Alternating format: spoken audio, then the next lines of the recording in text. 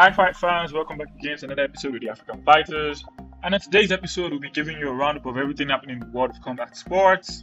Stay with us. Alright, it was a big weekend for fight fans across the world, and there was a lot of action to look forward to. Let's take a quick recap.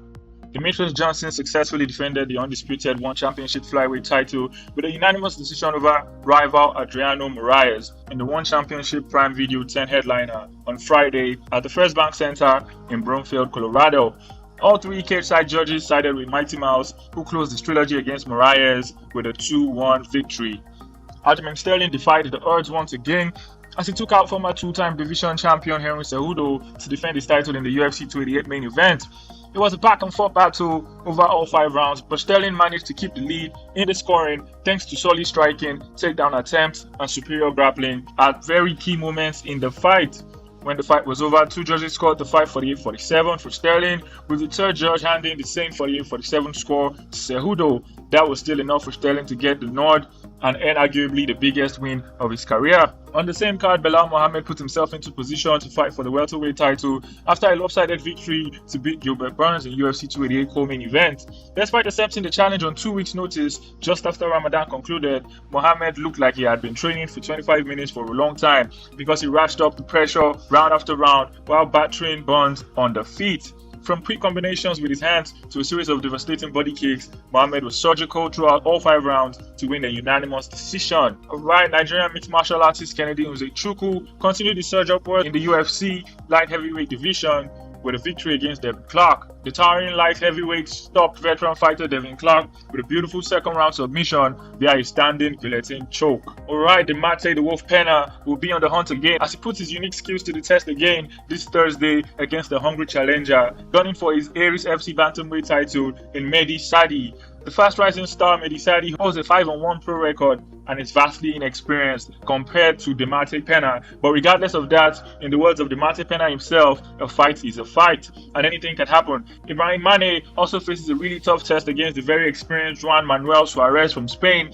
in the welterweight division on the same card in the ARES Fighting Championship. Alright, former UFC interim lightweight champion Tony Ferguson was arrested on Sunday for DUI after a serious crash near Hollywood. According to Los Angeles police, Ferguson crashed his pickup truck into 2 parked vehicles outside of a Hollywood club around 2 a.m. on Sunday. No one, including himself, was injured in the accident. One of the vehicles hit was a Mercedes belonging to rapper Cash Gotti, who says his vehicle was totally crashed in the accident.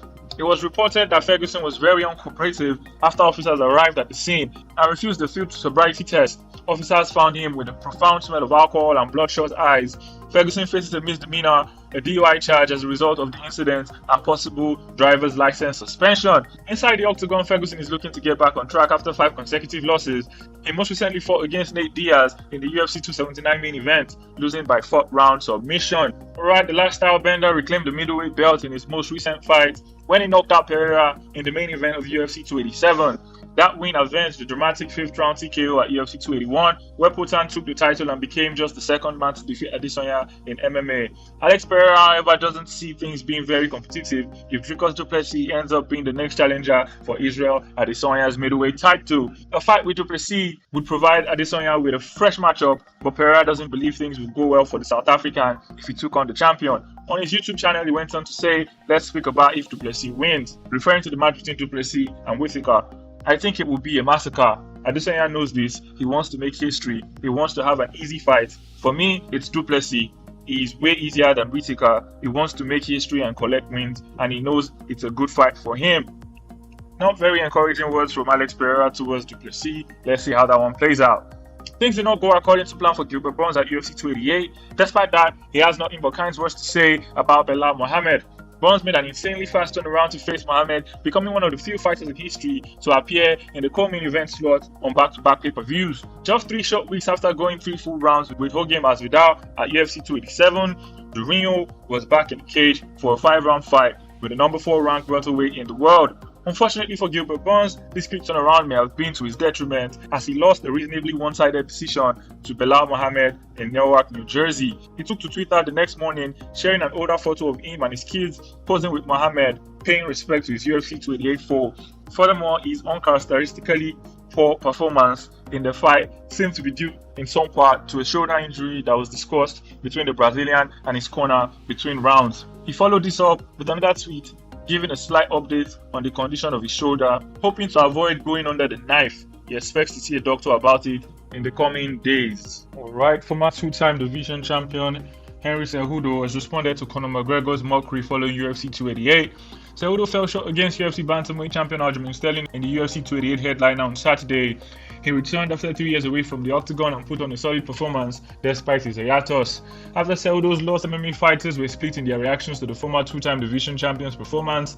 McGregor, who has been in an ongoing feud with Cejudo for the past few years, took this as an opportunity to mock him. Okay, Henry, this one's for you, my man, right? Some of the things, oh my God, you blew my... I couldn't believe what I was seeing, right? So you were here like this, right?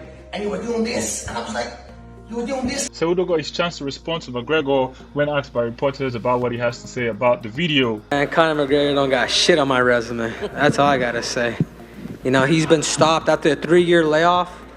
What I was able to do and compete, and then hearing the boos from the crowd once they announced the winner. I mean, that says a lot to me. Alright, thanks for watching. Don't forget to like and subscribe. Leave your comment in the comment section. See you in the next episode.